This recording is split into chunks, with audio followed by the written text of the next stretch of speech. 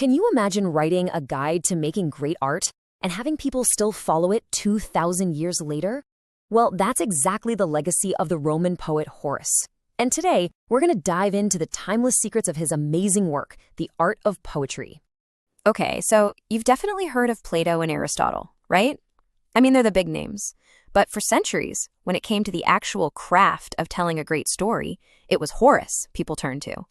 His ideas outshone even theirs in some eras. We're talking about a colossal influence here. It's just incredible when you stop and think about it.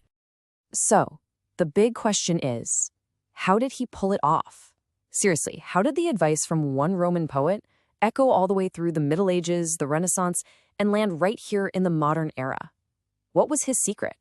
Okay, first things first, you gotta understand that Horace wasn't some stuffy academic just writing theories from an ivory tower. No way. This guy was in the trenches. He was one of Rome's most celebrated poets. He was so respected, he was giving advice to wealthy patrons, and even to the Emperor Augustus himself. This was a man who truly lived and breathed his art. And get this, his masterpiece, the Ars Poetica, it wasn't some formal published book. It actually started as a personal letter. Just a letter giving some friendly advice. And yet, that single letter went on to shape centuries of writing, from the Middle Ages all the way to the neoclassical masters, and you can still find its echoes in 20th century poetry. That's just wild. All right, so let's get into the nitty-gritty. What was his first big idea?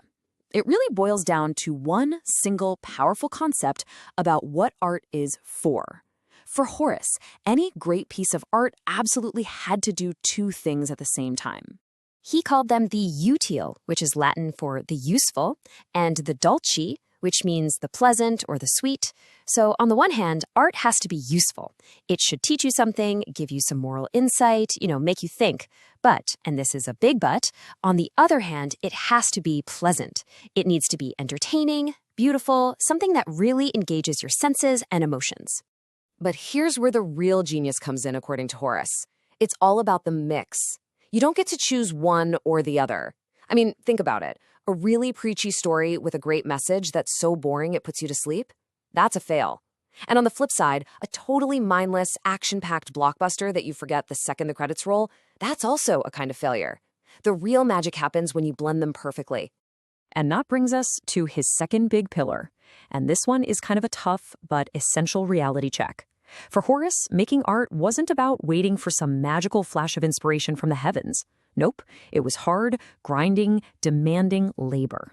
Just how seriously did he take this idea of hard work? Well, he gave this one piece of advice that is just legendary. He said, write your poem and then stick it in a drawer for 9 years. Yeah, 9. It sounds completely bonkers, right? But his point was about a radical, almost extreme commitment to patience, to revision, and to getting enough distance from your own work so you can finally see it clearly.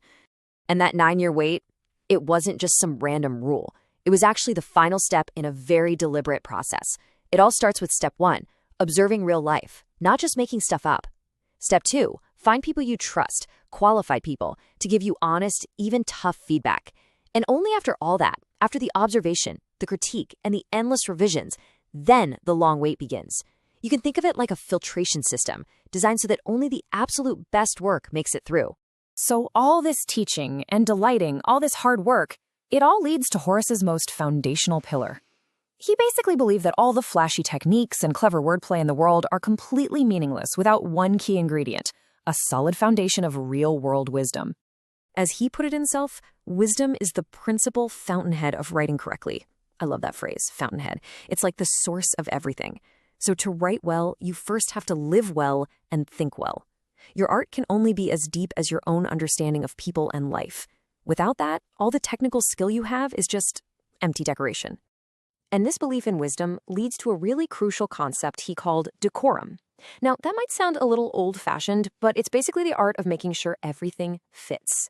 It means every single choice you make feels appropriate. You wouldn't write about a tragic funeral using goofy limericks, right? Or have a wise, noble king talk like a street punk. When the style, the subject, and the characters are all in perfect harmony, that's when a work of art just feels right. Okay, so you've mixed the useful with the pleasant. You've done the hard labor. You've even waited the 9 years. What happens next?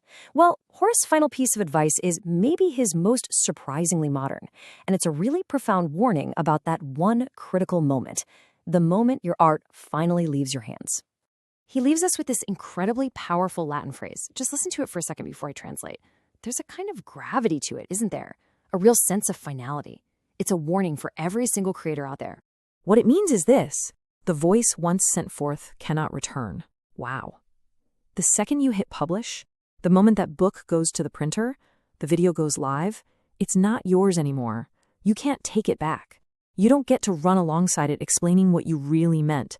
It belongs to the world now, and you've lost control. And that is Horace's final, profound challenge. If your words no longer belong to you once they're out there, then who decides what they truly mean? Is it the audience, the critics, the culture of the time? Think about it. He was asking this question 2,000 years ago. And in our world of social media, fan theories, and endless debate, doesn't that question feel more urgent and more relevant